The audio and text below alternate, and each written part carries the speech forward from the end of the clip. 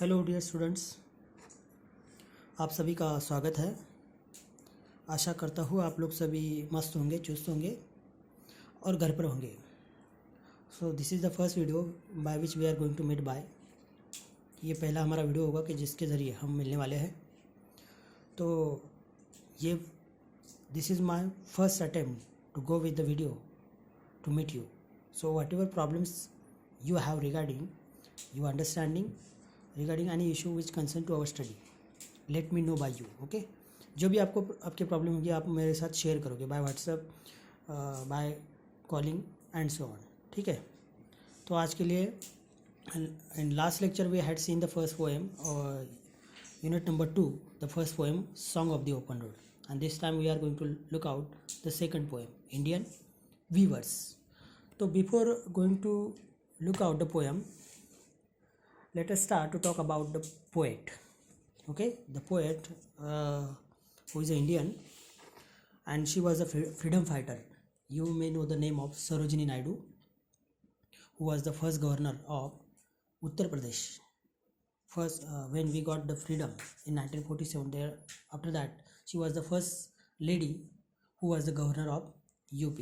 ये पहली महिला रह चुकी है कि जो यूपी की गवर्नर थी। गवर्नर मतलब आज के लिए जिसे हम क्या कहते हैं, राज्यपाल कहते हैं। ठीक है, तो उत्तर प्रदेश की राज्यपाल सरोजिनी नायडू हो रह चुकी है।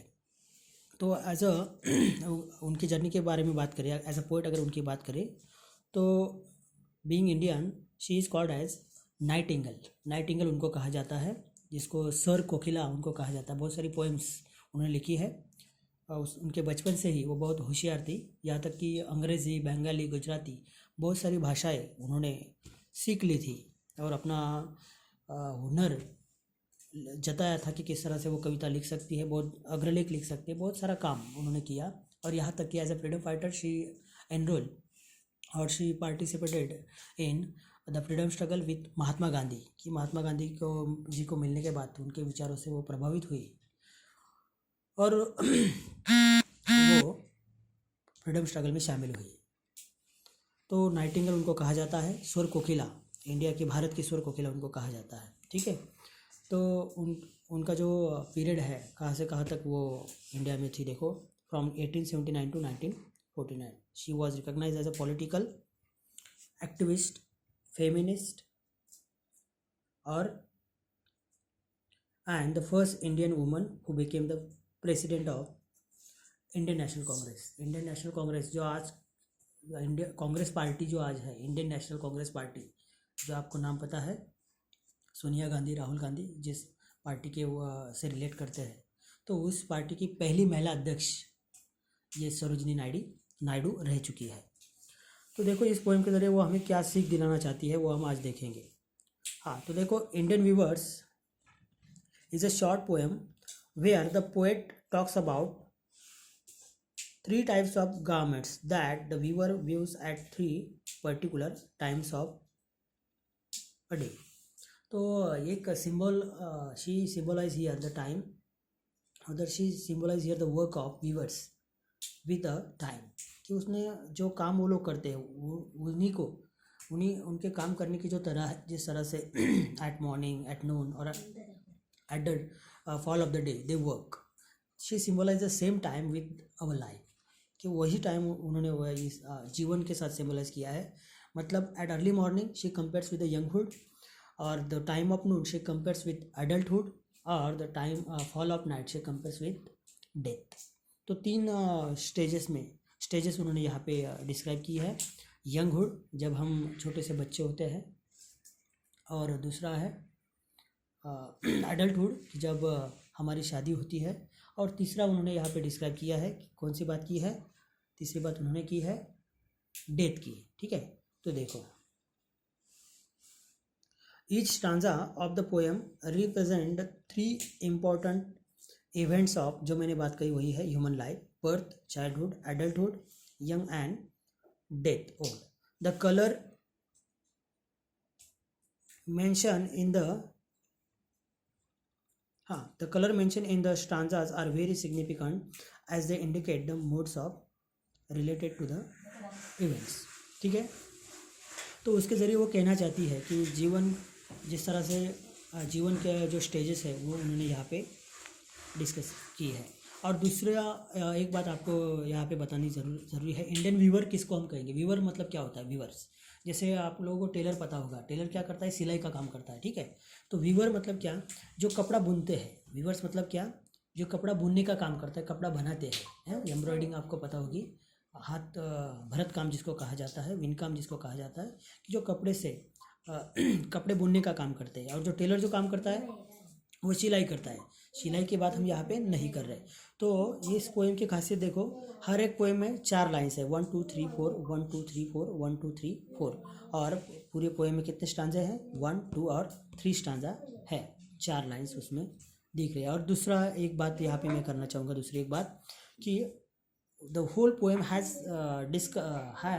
Describe by the poetess in discussion format.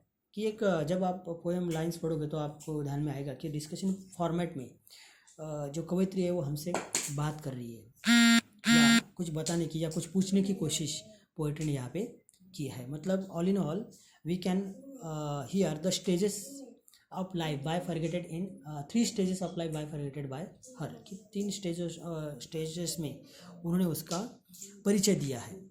हाँ, तो देखो इंडियन व्यूवर्स मतलब अभी मैंने बोला आपको कि जो कपड़ा बुनने का काम करते, ठीक है। हाँ, तो viewers weaving at break of day, why do you weave a garment so gay, question mark है। Blue as the wing of हाइकन wild we weave the robes of new born child. तो उसकी जो कविता है, बहुत सारी जो कविता उन्होंने लिखी है कि वो हम गा सकते हैं, हर एक पोएम उसकी गाई जा सकती है, इसीलिए उनको नाइटिंगेल भी कहा है। नाइटिंगेल उनको कहा है, स्वर कोकिला, ये मान आप हमारे गवर्नमेंट ने सरोजिनी नायडू को दिया है। तो देखो क्या कह रही है वो, weavers weaving at break of day. At break of day means early morning, जिसको आप डॉन कहोगे। डॉन मैंने आपके साथ डिस्कस भी किया लास्ट ईयर। डॉन मतलब जो सुबह का जो टाइम होता है, सुबह मतलब अर्ली सुबह, जो बहुत सूरज निकलने का जो टाइम होता है उसको हम डॉन कहते हैं, at break of day. Weavers weaving मतलब मैंने अभी बोला आपको बुनना, कुछ बुन रहे, कुछ कपड़ा बुन रहे। तो why do she ask them question, why do you weave a garment so gay.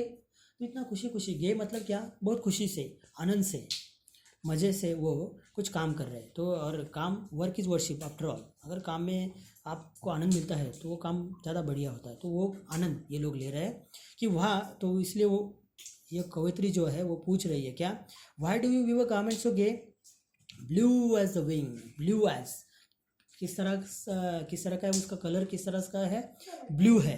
Blue as the wing of हाइकन, blue as the wing of हाइकन wild. देखो इसमें we weave the robes of new born child. तो हाइकन wild, हाइकन मतलब कौन है, जो Kingfisher होता है, उसका कलर आपको पता है, ब्लू कलर होता है। बहुत एक चमक उसको होती है, ब्लू चमक उस कलर में होती है। तो वही उस तरह का एक गारमेंट ये लोग बना रहे, robes, we weave the robes of a new born child. और न्यू बॉर्न चाइल्ड के लिए, जो छोटे बच्चे के लिए जो कपड़ा चाहिए होता है, जो उसके चाइल्डहुड में जो बुना हुआ कपड़ा जो चाहिए उसे बच्चे को, वो उस तरह का कपड़ा हम बुन रहे हैं, ऐसा उन्होंने आंसर दिया, ठीक है। ये बात उन्होंने की, we weave the robes, robes मतलब क्या, कपड़ा बुनना ऐसे, ऑफ न्यू बॉर्न चाइल्ड, नए छोटे से बच्चे के लिए हम ये कपड़ा बोल रहे हैं। खुशी से वो कवित्री को आंसर दे रहे हैं, ठीक है। बाकी की बात नेक्स्ट वीडियो में करेंगे, ठीक है। आशा करता हूँ कि आप सब लोग ये सब बातें आप लोगों को समझ में आएगी, ठीक है। Thank you.